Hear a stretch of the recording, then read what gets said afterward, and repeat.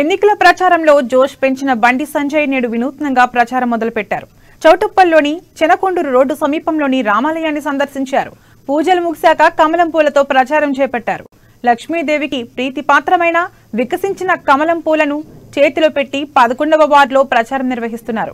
ఇంటింటికి వెళ్లి మహిళలకు కమలం పూలను అందజేసి పువ్వు గుర్తుకు ఓటేయాలని, కోమటిరెడ్డి రాజగోపాల్ రెడ్డిని గెలిపించాలని ప్రచారం నిర్వహిస్తున్నారు. ఈ ప్రచార కార్యక్రమంలో ఇటీవల బీజేపీలో చేరిన మాజీ ఎంపీ బోరా నర్సయ్య, పార్టీ రాష్ట్ర ఉపాధ్యక్షులు గంగిడి మనోహర్ రెడ్డి పాల్గొన్నారు.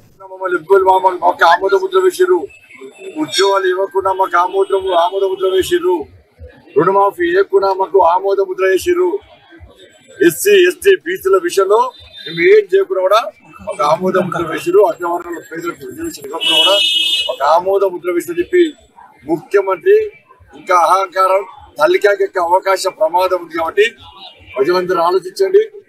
ఇలా భారతీయ జనతా పార్టీ అభ్యర్థిగా పోటీ చేస్తున్నటువంటి పువ్వు గుర్తు మీద పోటీ చేస్తున్న రాజగోపాల్ రెడ్డి గారిని భారీ మెజార్టీతో గెలిపించాల్సిందిగా విజ్ఞప్తి చేస్తున్నారు. అందరికీ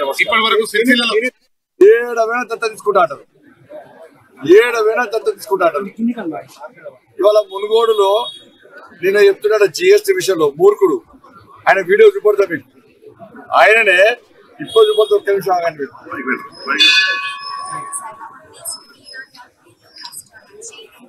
ఈ వీడియో చూపడానికి కూడా